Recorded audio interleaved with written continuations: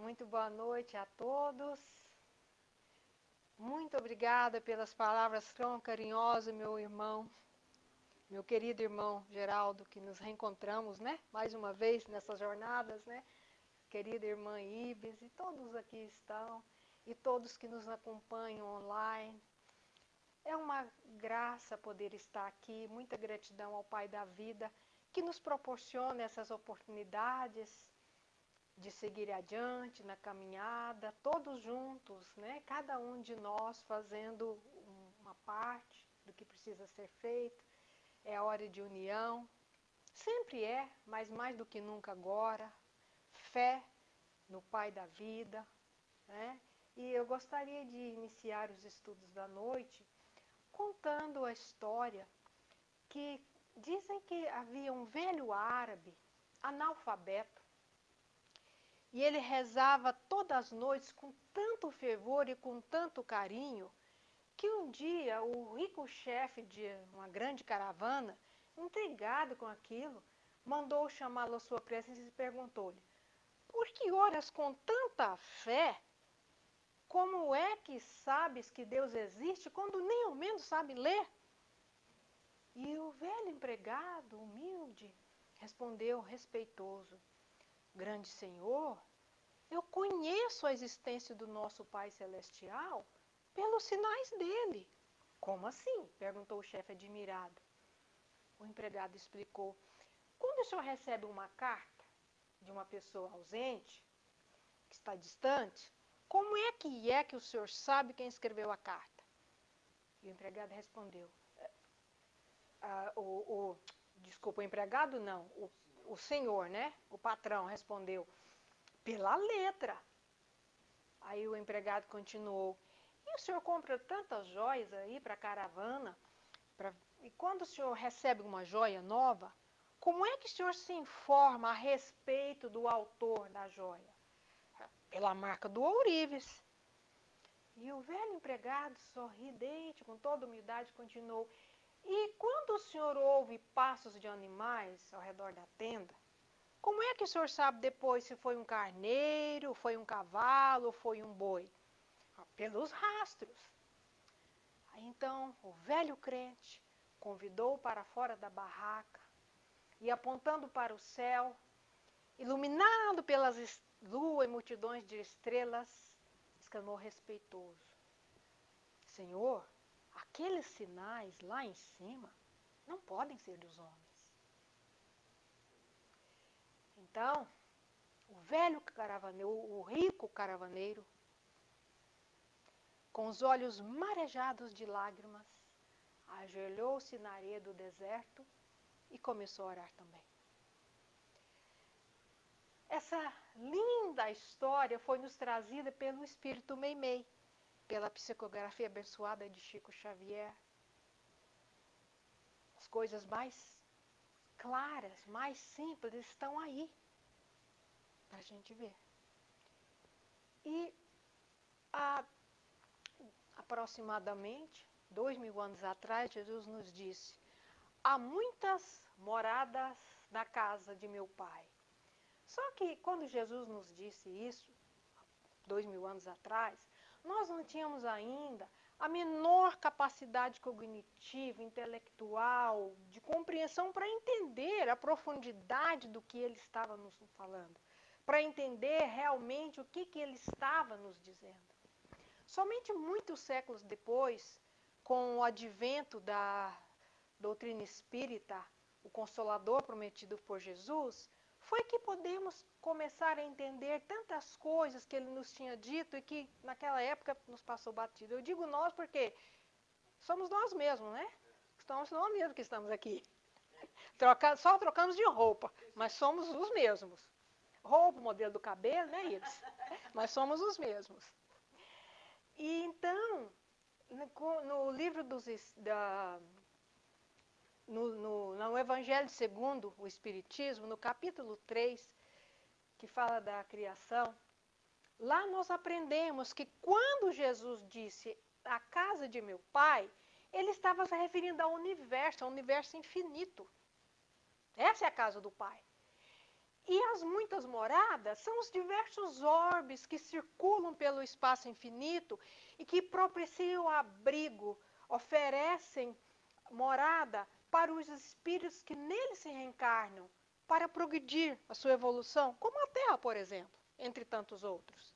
E essas palavras de Jesus também podem ser entendidas como se referindo ao estado feliz ou infeliz dos espíritos que se encontram na erraticidade, dependendo da condição evolutiva de cada um.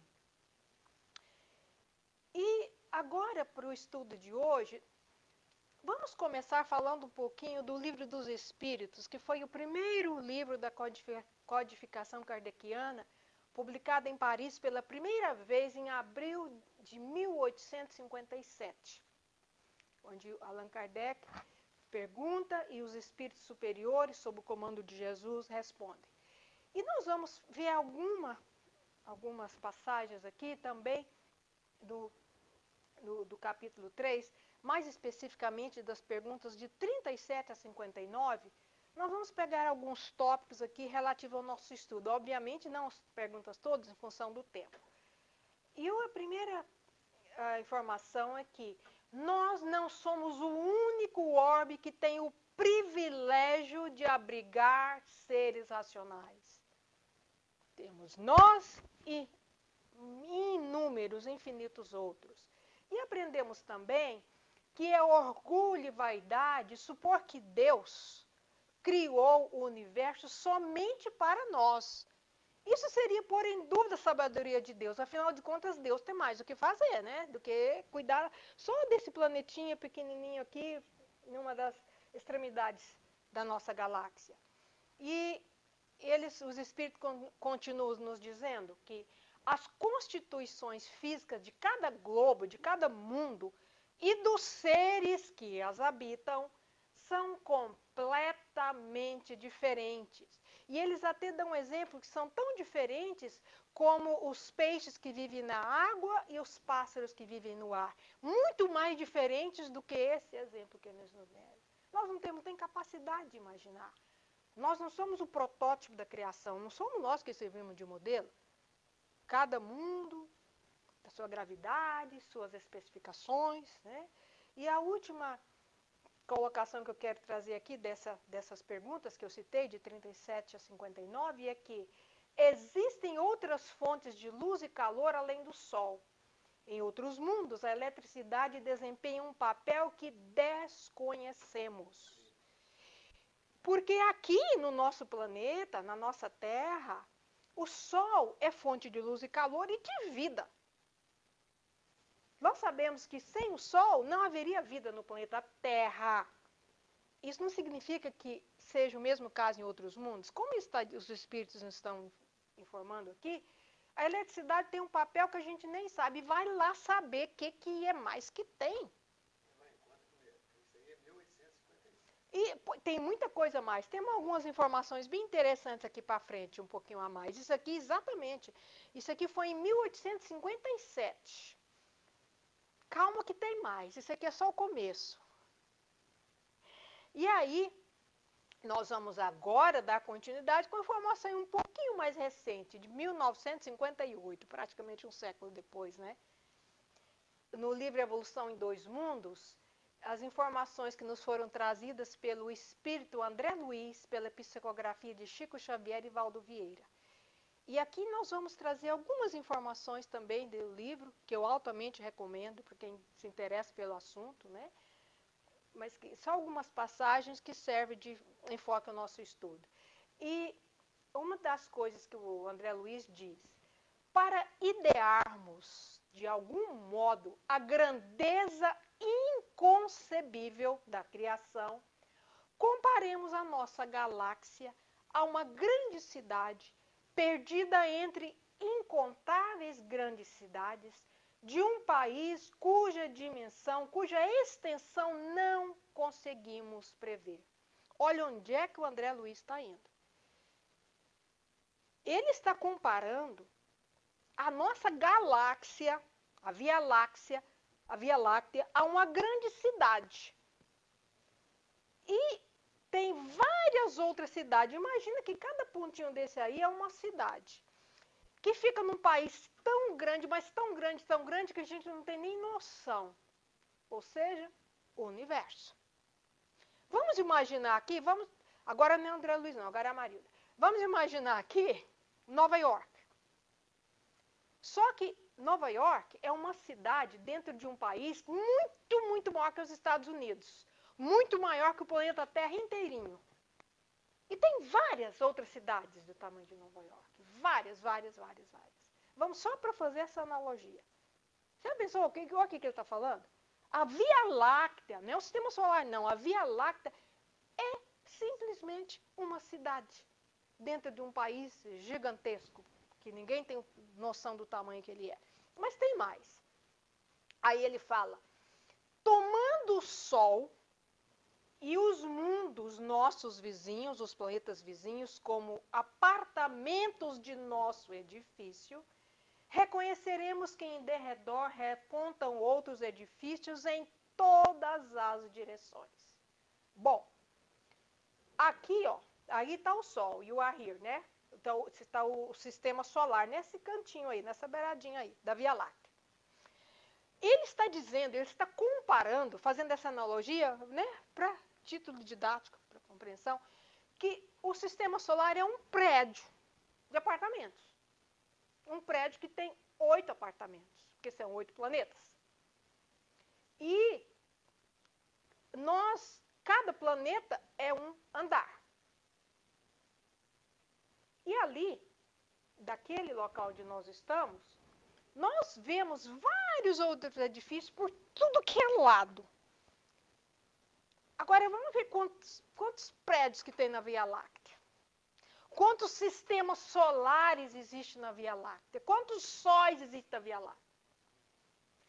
200 bilhões de sóis. E se vocês estão achando muito, eu estou sendo humilde. Porque a Wikipedia diz que tem de 200 a 400 bilhões de sóis. E os cientistas, os astrofísicos, calculam, utilizando a massa das estrelas, faz os cálculos deles lá, que não vão me perguntar porque eu não sei como é que é, eu só sei que é assim que faz, e o resto eu acredito no que eles estão falando. O pessoal da NASA e tudo mais. E existem alguns modelos de cálculos que dizem que a Via Láctea tem até 600 bilhões de sóis. Mas como eu disse, eu estou sendo humilde, estou escolhendo ficar com um número mais baixinho, que é dos 200 bilhões de sóis. Desses 200 bilhões de sóis, ou seja, de prédios de apartamento, como o André Luiz compara, 60% são do tamanho aproximado do nosso Sol. Ou seja, o nosso Sol, nosso sistema solar de 8 planetas, não tem nada de especial. É um prédiozinho comum, pequeno, de nada que... Eles têm 60% das outras estrelas, a estrela de quinta grandeza, são do mesmo tamanho. Ou seja, não tem nada que o distingue dos outros. Porque, acessando os instrumentos de longo alcance da nossa sala de estudo, do nosso apartamento, no planeta Terra, no 3º andar, perceberemos que nossa casa não é a mais humilde, mas que inúmeras outras lhe superam as expressões de magnitude e beleza. Então, a nossa casa, aqui que ele está falando, é o sistema solar, não é a mais humilde. Tem um prédio pior que o nosso, mas também está longe de estar no topo. Tem outras que são tão maravilhosas, tão magnificentes, que não temos nem ideia. Nós não temos parâmetros para comparar. A gente fica até meio assim, né? Nossa, mas ele não para por aí não. Olha o que mais que ele fala. Aprendemos que além de nossa edificação, salientam-se palácios e arranha-céus como Betelgeuse, no distrito de Ório, Canopus na região do navio, Arquituros no conjunto do Boieiro, Antares no centro do Escorpião e outras muitas residências senhoriais imponentes e belas, exibindo uma glória perante a qual todos os nossos valores se apagariam. Gente, isso aqui é uma afirmação que a gente tem que parar para pensar. Porque não vamos pensar só na Terra, não. Ele está falando, comparando o sistema solar. E olha, no sistema solar, os planetas que nós temos, como Júpiter, como Saturno, que pra gente é uma coisa fantástica, para mim, pelo menos, é o suprassumo do suprassumo. E ele está falando que isso não é nada comparado com o que tem lá fora. É o André Luiz que está falando. Isso aqui. Aí, segundo a analogia de André Luiz, então, nós podemos dizer que o nosso sistema solar é apenas um prédiozinho comum com 8 andares e a Terra é o terceiro andar. Porque tem 8 planetas, porque atualmente o Plutão não é considerado planeta. Já foi, teve uma época que era considerado planeta, hoje não é considerado. Então, 8 planetas, 8 andares. E nós moramos bem aqui, ó, no terceiro andar desse prédio.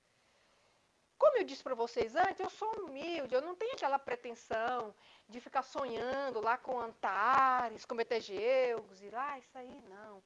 Mas eu vou falar uma coisa para vocês, eu também não quero ficar no terceiro andar, não. Bem que eu queria fazer um upgrade para o quinto andar, para Júpiter, é meu sonho de consumo. Agora tem um detalhe. Quando a gente tem uma casa e tudo, por exemplo, aqui, a gente compra a casa, a grande maioria, pelo menos, não tem condição de pagar. Faz um financiamento, faz um mortgage. Aqui, em Orlando, a gente compra uma casa, um apartamento, normalmente faz um mortgage de 30 anos, não é? 30 anos, você tendo emprego, tendo a sua empresa, sem problema, você paga direitinho. No final dos 30, agora não é o André Luiz, não, a Marilda. Aí no final dos 30 anos, você já acabou de pagar, tem o título da casa. Se Deus o livre acontece um revés, perde o emprego, alguma coisa, não tem dinheiro, entra em foreclosure, o banco vem e te toma a propriedade. E fica por isso mesmo. Isso aqui em Orlando. Aqui, nesse prédio de 8 andares, que é o sistema solar, a coisa é um pouquinho diferente. Porque o mortgage, ele não tem tempo para acabar, não é 30 anos. E Deus não faz foreclosure com ninguém. Você fica até pagar tudo. E a diferença é que aqui em Orlando você pode perder o trabalho, pode perder o emprego. Aqui nesse prédio não falta serviço, não trabalha quem não quer, quem é teimoso, quem é preguiçoso, quem não quer ir à luta, porque serviço tem e tem muito. Então só não ganha o dinheiro, entre aspas, né? Esse dinheiro que não é bem o nosso money aqui, quem não quer. E pode ficar pagando esse mortgage por séculos, por milênios. Vai lá saber quantos séculos que eu estou pagando o mortgage aqui e fico querendo ir para o quinto andar. Mas um dia eu vou para o quinto andar, gente. Olha, um dia eu vou. Ninguém tem vontade, não? Vocês estão satisfeitos de ficar aqui no terceiro andar mesmo? Vamos para Júpiter, gente. Vamos para o quinto andar. O terceiro andar vai virar a cobertura. Mas eu quero ir para o quinto andar, viu? Eu quero. Olha, eu ir para Júpiter tá bom. Nem sonho com Antares, nada. Tá bom, Júpiter, eu tô de bom tamanho. Em último caso, até Saturno, mas eu quero mesmo é Júpiter. Eu quero mesmo é o quinto andar.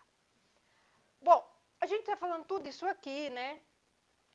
E tudo isso, essas informações que nos foram trazidas até o momento que eu passei, foram todas trazidas pela doutrina espírita, pelo Pentateuco e pelas obras suplementares. E tem mais um detalhe, a gente vai, tem gente que pode até falar, né? Assim, poxa, mas será que, e aí, porque, só porque os espíritos superiores falaram, vocês acreditam, né? Então, mas que prova que tem? Bom, o Kardec nos disse, se um dia a ciência entrar em contradição, o contrário, né? A doutrina espírita entrar em contradição com a ciência, vocês escolham a ciência. Não foi isso que o Kardec disse para nós? Que nos ensinou? Pois é. Só que até hoje, Isso não aconteceu, não. Na verdade, aconteceu muito pelo contrário. E agora, para quem queria uma explicação além do que os espíritos nos trouxeram, então vamos aqui ao vivo e a cores ver o que a ciência nos trouxe. Foi esse astrofísico, o Christopher Cosellis, da Universidade de Nottingham, no Reino Unido, eles publicaram um estudo em 2016. Quem tiver interesse, vai lá na Universidade de Nottingham, foi onde eu coletei essas informações, inclusive essa foto aí, pode ir lá que está lá, vocês vão encontrar. Aqui eu vou passar só alguns dados, mas lá está todo o estudo. Que durante 2 décadas, durante 20 anos, eles coletaram dados do telescópio espacial Hubble e em 2016 publicaram os resultados. E eu vou falar só de um resultado, não vou entrar em muitos detalhes por função mesmo do tempo. Que o Hubble coletou e eles detectaram, sabe quantas galáxias que existem no universo conhecido? 2 trilhões de galáxias. Gente, 2 trilhões de galáxias no universo conhecido. O Hubble coletou os dados e pôde observar somente 10%. Essa foto aí é uma das fotos desse estudo. Cada pontinho que vocês veem aí é uma galáxia. É uma galáxia, não é uma estrela. E quanto mais distante esse pontinho, mais pequenininho, mais distante está da nossa Via Láctea. E isso que o Hubble conseguiu enxergar somente 10% do universo, repito, conhecido. 2 trilhões. Gente, eu não sei nem como é que escreve 2 trilhões. Não cabe. Acho que nem cabe na minha cabeça 2 trilhões. É número demais. Isso aqui é uma coisa que eu não tenho nem noção do que é. Isso do universo conhecido. E o que a gente não conhece? Hoje, a ciência já fala de multiversos, dos universos paralelos, que eu não vou nem entrar nesse assunto aqui, porque não dá tempo. Estou falando só de umzinho, só de um universo. É de dar um nó na cabeça, não é? Se a gente não souber que existe algo muito maior. Aí, quando a gente vê tudo isso, eu pergunto, mas como é que tudo isso foi criado? Como é que tudo isso aconteceu? Será que é obra do acaso? Vocês acham que é obra do acaso? Porque se alguém achar, não se preocupe, não se constranja, porque tem muita gente que acha assim, que é obra do acaso. Já viram falar na teoria do caos? A teoria do caos, o que a teoria do caos diz? A teoria do caos prega que as coisas se juntam por acaso para formar a vida, os planetas, tudo o que existe. Segundo essa teoria, as coisas se juntam por acaso, acontece por acaso, vai trombando aqui, vai trombando ali, até que ocorre uma condição extraordinária e surge a vida. Por acaso. Falei, bom, mas se for assim, tá muito fácil, né? Pera lá, tá muito fácil. Olha aqui, vamos pensar aqui. Todo mundo aqui conhece, né, um depósito de ferro velho, os junkyards aqui de Orlando. Pensa num bem grandão. Pensa num junkyard. Para aí, cada um pensa. Bom, lá tem carro batido de tudo quanto é modelo, de tudo quanto é ano, de tudo quanto é jeito. E tem uns junkyards que estão aí há anos e anos. Entra ano, sai ano, vem furacão, voa peça para lá, voa peça para cá, bate peça ali, bate peça aqui, e vai, mexendo e virando. Até que um dia ocorre uma condição extraordinária, até que um dia neva aqui em Orlando. Dá aquela nevasca. É uma ocorrência extraordinária ou não para Orlando? Até hoje não foi, mas um dia, né? Tá chegando a frente fria. Aí ocorre aquela condição extraordinária e quando acaba a nevasca, vai estar uma bela de uma Mercedes 0 bala. Criada com as peças. Criou uma Mercedes do nada. Uai, vocês querem achar que é absurdo? Então, tudo isso aqui, ser criado por acaso, não é absurdo. Mas uma Mercedes criada de um junkyard é absurdo. Claro, é uma coisa de louco pensar isso. Não tem a menor lógica. Óbvio. Então, se não for por mais nada, por nenhum outro motivo, somente por questão de lógica, de senso crítico, temos que concordar, temos que admitir que existe uma energia superior, existe uma inteligência superior, uma inteligência infinitamente superior à inteligência do homem terráqueo, à inteligência do planeta, dos homens que habitam o planeta Terra. Isso é questão de lógica. Lembra do velho árabe lá do início que eu falei, o velho árabe analfabeto? Aqueles sinais lá em cima não podem ser dos homens. Então, olha aí, a primeira pergunta do livro dos Espíritos, Kardec pergunta aos espíritos superiores, o que é Deus? E ele não pergunta quem, ele pergunta o quê? E a resposta categórica, Deus é a inteligência suprema, causa primeira de todas as coisas. Se a inteligência suprema, supremo é o topo do topo do topo. Porque se tiver alguma coisa acima do Supremo, essa outra coisa é o Supremo. Então, tá claro que Supremo. E ele é a causa primeira, a causa inicial, a causa de tudo que existe, é Deus.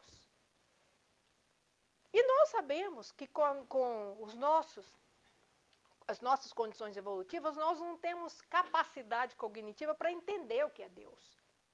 Os espíritos disseram isso aqui, por enquanto fica com isso aí, tipo assim, quando a gente chega lá, nível de Cristo, por aí a gente vai entender. Mas por enquanto não dá. Deus é tudo. Deus, a partir dele é que tudo surgiu. Tudo.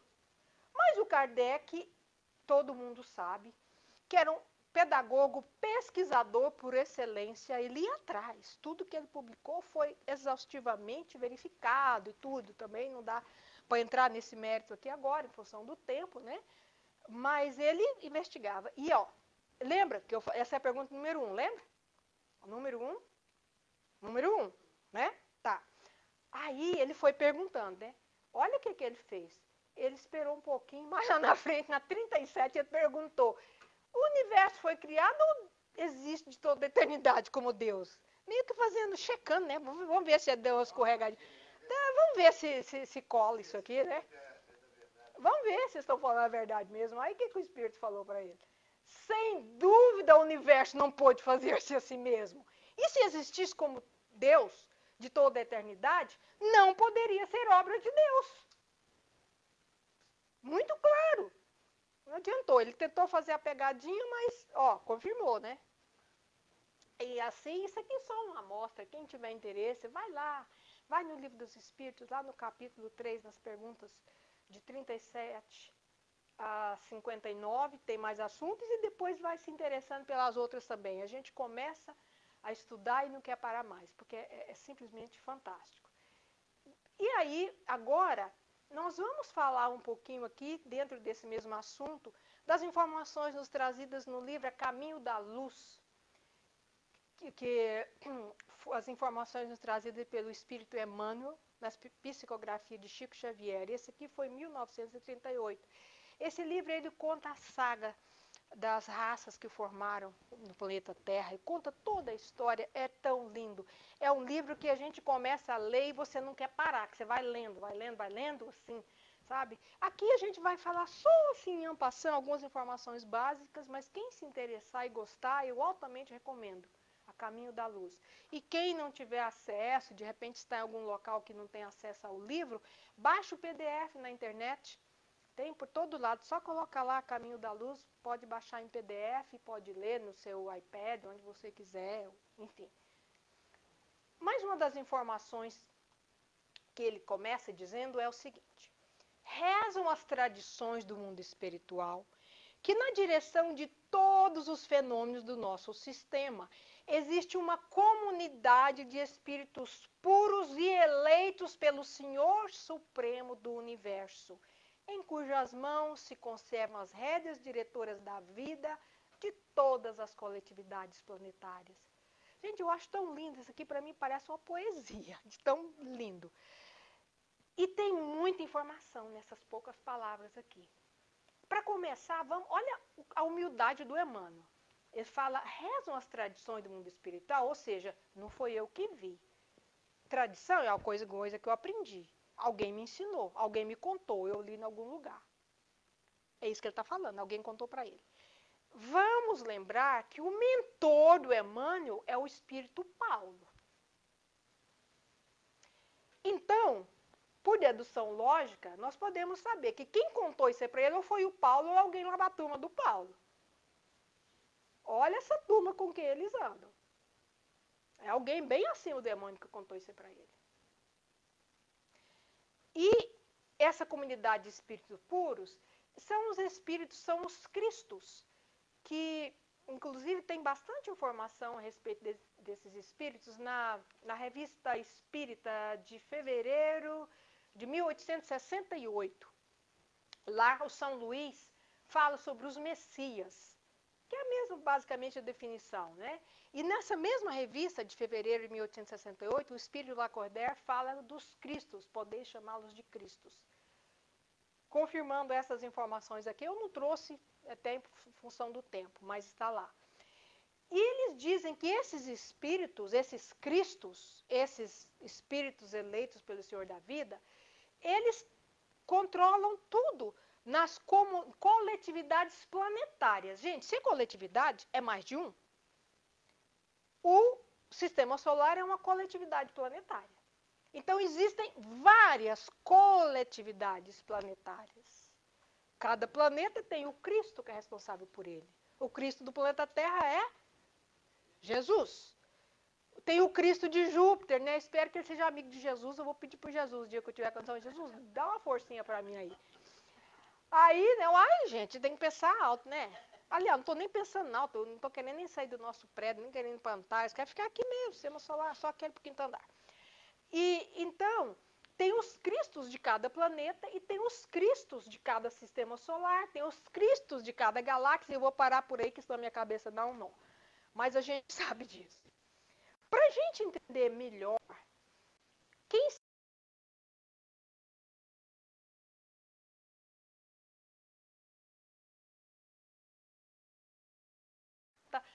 96, e depois vai para. Mas lá começa a falar sobre as ordens, as classificações dos espíritos. E eles dizem para o Kardec que tem uma infinidade, tem muitas classificações e tal. E o Kardec falou, mas por questão didática, a gente não podia colocar umas categorias aqui e tal. E ele falou, tudo bem. Aí o Kardec montou isso aqui, foi lá e perguntou, o que vocês acham? Tá, pode publicar, tá bom, foi aprovado.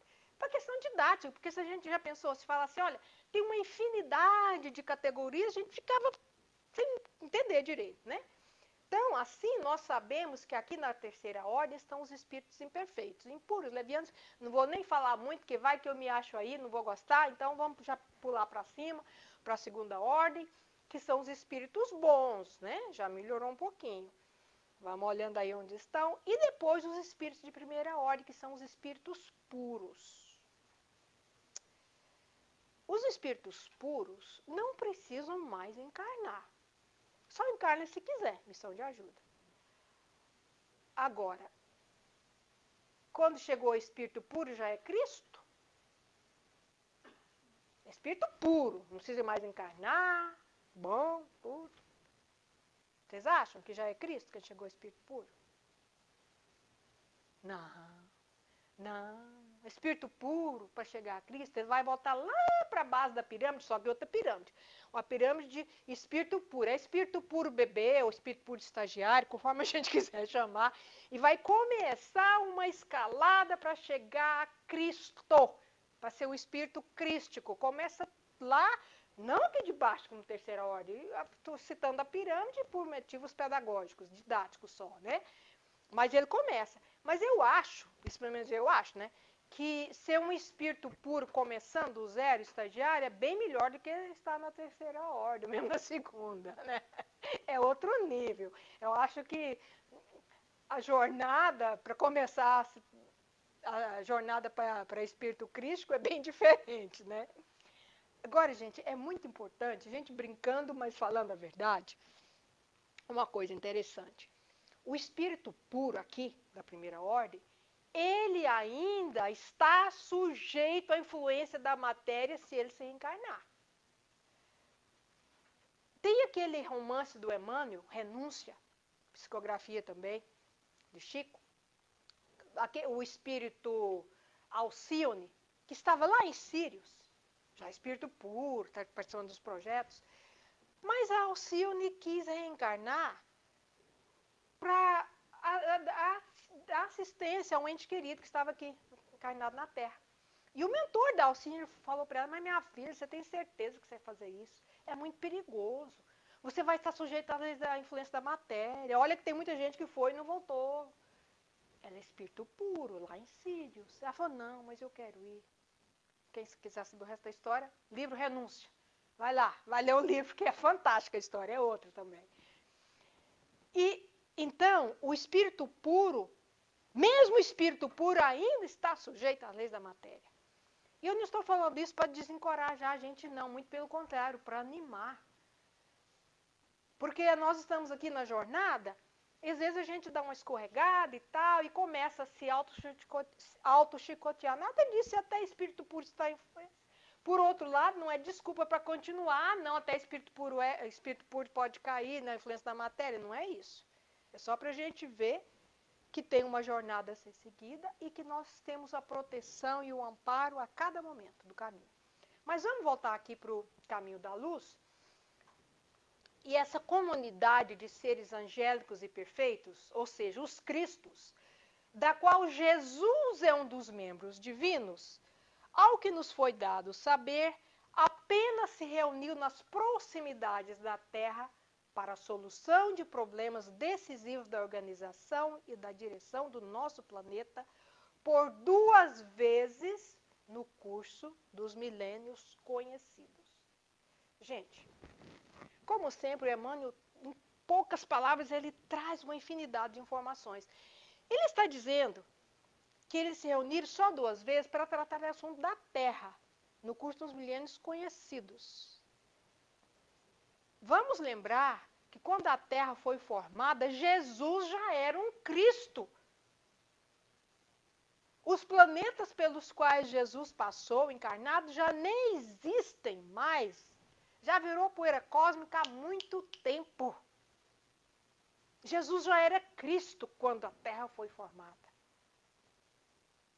Então, esses espíritos crísticos, do qual Jesus é um dos membros, ele, os amigos dele, comunidade de espíritos crísticos, eles se reuniram quando a Terra foi formada, uma das vezes, né? Que eles se reuniram.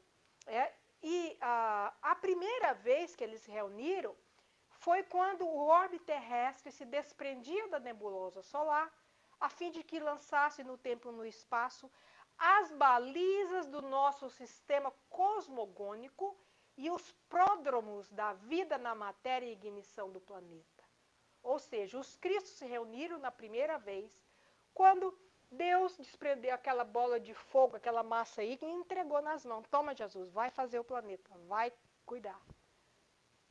Claro que Jesus tinha uma equipe de escola fantástica trabalhando com ele, né?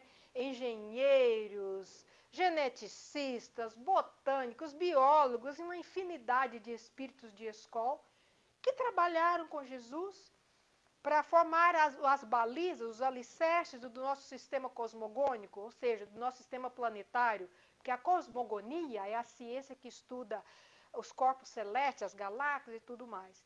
E os pródromos, quer dizer, os inícios, o começo da vida no planeta. Vamos dar uma olhadinha como é que foi isso formado.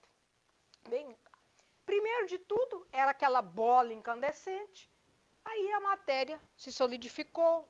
Depois que a matéria se solidificou, foram formados os oceanos primitivos.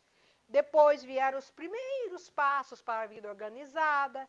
Aí formou-se uma massa gelatinosa, nasceu o protoplasma, que o protoplasma foi o embrião de todas as organizações. Surgiram os primeiros habitantes humanos e, finalmente, os antropóides das cavernas. Tudo isso que eu falei aqui, aproximadamente 1 minuto, por aí, né, que eu gastei, gastaram, sabe quanto tempo para fazer isso aqui? 4,5 bilhões de anos para fazer isso aqui que eu falei 1 minuto. 4, 5 bilhões de anos é a idade do planeta Terra. E nós, Homo sapiens, surgimos no planeta há simplesmente 160 mil anos. Outro dia. O que é 160 mil anos nesse contexto aqui? E quando eu vi isso, eu fiquei, nossa, dá para imaginar a organização, meticulosidade, o amor sem limites do Cristo e dos seus trabalhadores? Para com tanto carinho, gastaram 4,5 bilhões dos nossos anos terrestres para preparar esse planeta azul, para ser nossa escola, para ser nosso hospital, para nos propiciar a evoluir. Você já pensou o que é isso? 4,5 bilhões de anos. Para ver a importância que nós temos para o nosso mestre. Para ver a importância que nós temos para o Pai da vida. É para isso que foi criado o planeta. E aí, mas antes disso, eu queria fazer uma pergunta para vocês. Onde é que aqui se encaixa essa história de Adão e Eva? A história do paraíso perdido. Não tem aquela história? Todo mundo fala, mas Adão e Eva, o mundo foi criado por Adão e Eva, a mulher da costela do Adão, e o paraíso perdido, comeu a maçã, não tem essa história? Onde é que se encaixa aqui? O Emmanuel diz pra gente que isso aí são lembranças de espíritos que foram degradados para a Terra. São as lembranças que eles têm é que deu origem a essa reminiscência que nós temos. E vamos ver um pouquinho a história desses espíritos degradados. Na distante constelação de Cabra ou Capela, que é uma grande estrela da constelação do Cocheiro, quase todos os mundos já se purificaram fisicamente e moralmente. E há muitos milênios, um dos orbes, um dos planetas, atingiu culminância de um dos ciclos evolutivos. Alguns milhões de espíritos rebeldes atrapalhavam a evolução geral. E qualquer semelhança é mera coincidência. Aí, essa era a situação. Aí, né, quando tem um problema, o que eles fazem? Os Cristos se reúnem, né? Nós sabemos que cada planeta tem o seu Cristo. Cada comunidade planetária tem o Cristo. Então, as grandes comunidades espirituais, os Cristos, lá daquele sistema planetário, eleitos por Deus, pelo Supremo Senhor do Universo, decidiram enviar para a longínqua Terra aqueles espíritos rebeldes à lei divina. Na Terra, através da dor e dos trabalhos penosos, iriam adquirir os valores morais ao mesmo tempo em que iriam auxiliar no progresso de seus irmãos inferiores. Isso aqui é o que Emmanuel está nos contando. E eu gosto muito de imaginar as coisas, eu sou curiosa, o meu marido tem dia que ele até, tudo que ele me fala, mas por quê? Onde? Por quê? Eu quero saber. Tudo eu quero saber. Aí eu fiquei pensando, mas eu queria tanto ter sido uma mosca na parede para participar dessa reunião desses Cristos. E eu imaginei, falei, eu acho que isso aqui é marido falando, gente, não é Emmanuel não. Aí eu fiquei pensando, eu acho que essa reunião foi mais ou menos assim na minha cabeça, né? Eu acho que é condizente com o nível que eles atuam, né? Que eles se reuniram, né? Os Cristos lá, do sistema de capela, e tal, e esses irmãos rebeldes, não tem jeito, eles estão atrapalhando e tal, o que a gente faz com eles? Então, reunião na mesa, né? Igual sentado naquela mesa ali. Aí um falou assim, eu já sei, tem aquele planetinha azul lá, que fica 42 mil anos-luz daqui, é o lugar perfeito para eles. Lá eles vão aprender, vão se burilar, vão aprender, né, os valores morais e vão ajudar o povo primitivo lá, daquele planeta perfeito. Aí, mas irmão, você está certinho. E quem é o Cristo daquele planeta? É Jesus. Então, vamos falar com Jesus. Passaram o WhatsApp para Jesus, né? O WhatsApp celestial. E passaram o WhatsApp para Jesus. E contaram a situação para Jesus. E falou Jesus, Você cuida deles para nós? Você recebe esses irmãos? Jesus recebeu aquela turba de seres sofredores e infelizes. Eles reencarnaram na Terra e estabeleceram fatores definitivos na história etnológica dos seres humanos. Formaram 4 grandes povos: o grupo dos Árias, a civilização do Egito, o povo de Israel e as castas da Índia. A raça amarela e a raça negra já existiam no planeta. Isso aqui é um resumo do que o Emmanuel falou para a gente. Não tem tempo da gente adentrar tudo. Mais uma vez, altamente recomendo A Caminho da Luz. Leiam se gostaram do assunto, porque é fascinante. Aqui foi uma pequenininha pincelada. É fantástico. Mas então nós podemos concluir que as 4 grandes massas de degradados, eles formaram toda a organização das futuras civilizações, das futuras raças do planeta Terra. Com exceção da raça negra e amarela, que são originárias do planeta, mas mesmo para essas raças, eles levaram grandes benefícios, né? E Jesus se reuniu com todos eles. Todos os degradados tiveram o privilégio de ver e ouvir diretamente a palavra do Divino Mestre. Jesus disse para eles que iria protegê-los, queria ajudá-los nessa jornada. E disse mais, que um dia viria o orbe para ajudar. Pessoalmente ele viria. Na hora certa ele viria. E é por isso que as raças adâmicas guardam as lembranças das promessas do Cristo e o anseio de retornar à capela, o distante paraíso perdido. É daí que surgiu a história de Adão e Eva. E Jesus, na sua misericórdia infinita, periodicamente foi nos enviando seus mensageiros, seus missionários. E é por isso também que as epopeias do Evangelho foram previstas alguns milênios antes da vinda do Cristo. E há 2000 anos ele veio. Há 2000 anos Jesus veio pessoalmente ao nosso orbe cumprindo a sua promessa que ele fez para nós. Das ovelhas que meu Pai me confiou, nenhuma se perderá. E assim, queridos irmãos e irmãs, sob o comando amoroso do nosso Divino Mestre, através dos séculos e dos milênios, nós prosseguimos na nossa caminhada rumo às estrelas e além. E eis que ele chega de mansinho, haja sol, faça frio ou tempestade, veste o manto do amor e da verdade e percorre o silêncio do caminho.